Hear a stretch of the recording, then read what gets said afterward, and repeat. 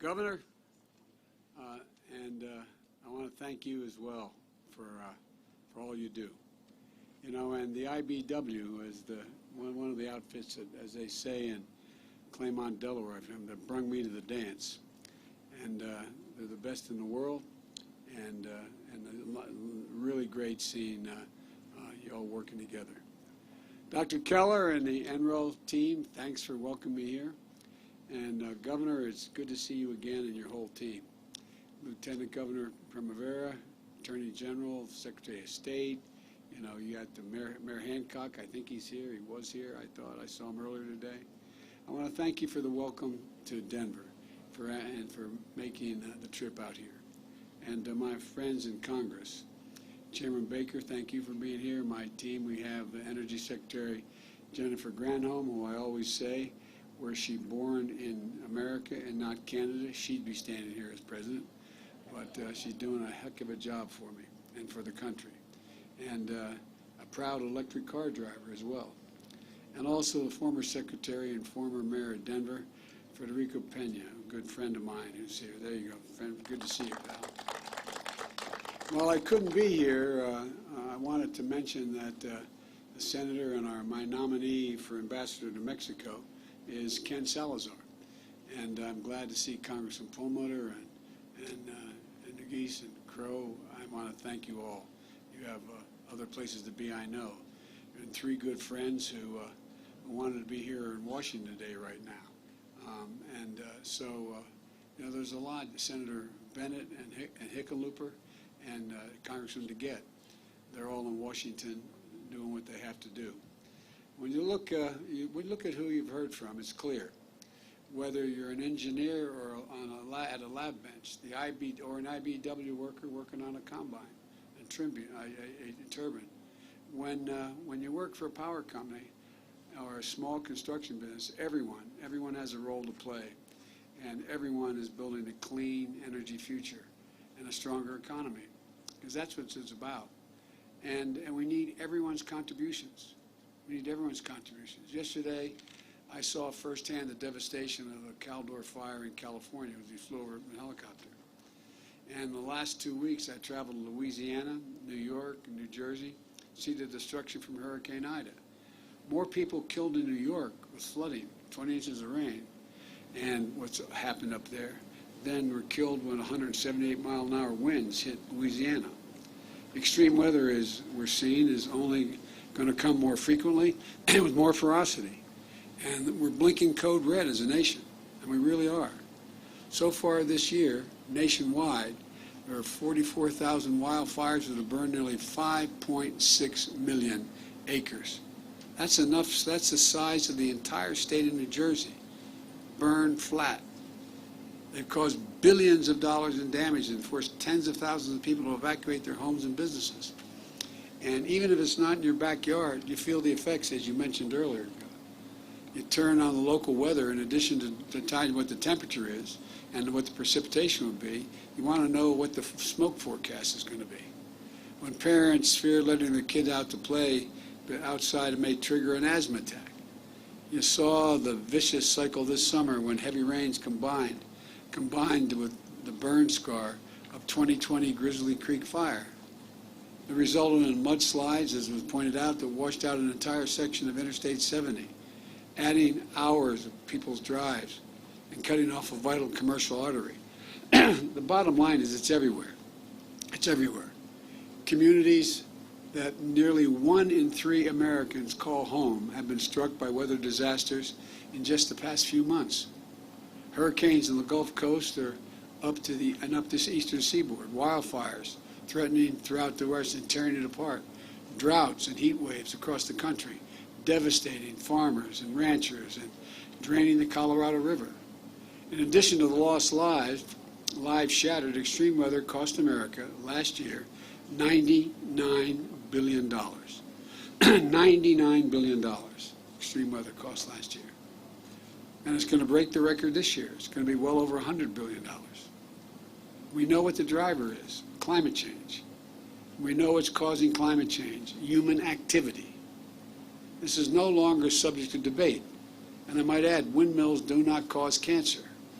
Look, we got to get real about what's going on. I really mean it. Think about it. The only debate is around what we do to confront this crisis. And that shouldn't even be a debate. We have to invest in being more resilient because of the impacts of climate. The climate change is current today, not next year, not 10 years from now. We have to make the investments that are going to slow our contributions to climate change today, not tomorrow. And here's the good news. Something that is caused by humans can be solved by humans. I've set a course for the United States to achieve 50 to 52% reduction in greenhouse emissions by 2030. And for us to reach that net zero emissions in the economy, economy-wide, across the board, by 2050. As part of that, I set a goal of having our country produce 100% carbon pollution-free power by 2035. We can do that. We can do all of this in a way that creates good jobs, lowers cost to consumers and businesses, and makes us global leaders in an entirely new industry that other countries are really working hard to try to dominate. I just toured the Renewable Energy Lab, which I haven't been here, not the same lab, but I haven't been here since 2011. It was started under President Carter and expanded under President Bush, H.W. Bush. Leaders of both parties have recognized that clean energy future is an economic imperative, and a national security imperative, and an environmental imperative. That's why my Build Back Better plan calls for significant new investments in upgrading research infrastructures, laboratories all across the country. We'll be making one of those breakthroughs in solar, wind, and storage out of these facilities. Out-innovate the rest of the world and drive down the cost of renewable energy. Of course, we have to invest in the future. We need to deploy cutting-edge technologies. And we have to employ them today, not tomorrow. I had a chance to see the state-of-the-art wind turbine testing and new battery technologies. Because of the years of work that have taken place here, and these technologies aren't science fiction. They're ready to be installed and scaled up across the country right now by union members like the ones we heard from today. And that's what we're going to do. As we just heard from the CEO of Xcel Energy, they've set a goal of producing 100% carbon emission-free power. They were the first major utility to set that goal. And today, over 20 large facilities around the nation have set a similar goal. We led the way. Today, 1 of every 3 Americans lives in a city or a state transitioning to clean energy electricity. But folks, we have to pick up the pace. When I rejoined the Paris Climate Accord after we had been pulled out of it, the goal set when our last administration, the Obama-Biden administration, when that was set, they were set that we had more time. We don't have the time now. The goals are different because the necessity is there. We don't have a lot of time. We don't have much more than 10 years, for real. And this is a decisive decade. Already the price of solar generation in this country has dropped 80% over the past decade. 80%. The price of a wind turbine generation has dropped 55%. And a lot is because of the investments we made in the Recovery Act back when I was vice president. And today, renewables are now cheaper than fossil fuels in many parts of the country.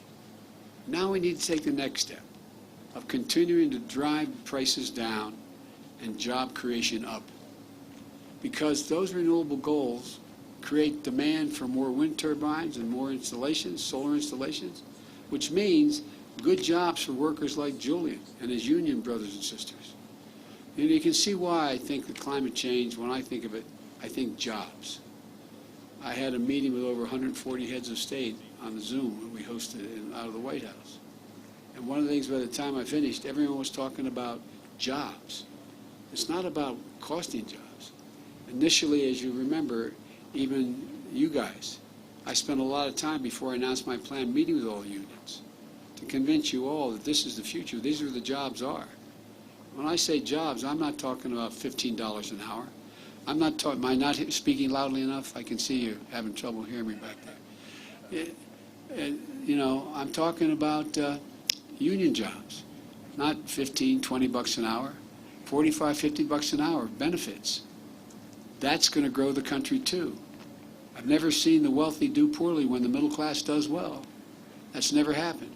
So to accelerate that process, we need to invest and innovate. We need a modern electric grid, one that is much higher capacity, more resilient transmission wires, and, you know, and has more storage capacity, using advanced batteries so we can hold on to surplus energy generated when the sun's not shining and the wind's not blowing. Right now, it's going to rain. No. Right now, we've got transmission projects that could carry enough power for millions of homes, but they need catalytic investment to move to the construction phase. Our bipartisan infrastructure bill contains the largest federal investment in power transmission in our history, so that our grid is more reliable, we can carry more renewable energy, so we can create good union jobs building that new grid. We're also making dramatic investments in public transit, electric buses, charging stations. In Denver, we're going to help Mayor Hancock achieve his goal of reducing greenhouse gases in the city by 80%. It's going to create jobs that we know the local 68 Apprentice Center is busy training workers to be able to perform. And by the way, I'm bringing the automakers, including the big three, and the UAW along so we have more electric vehicles on the road and fewer tailpipe emissions in the air. We're going to cap thousands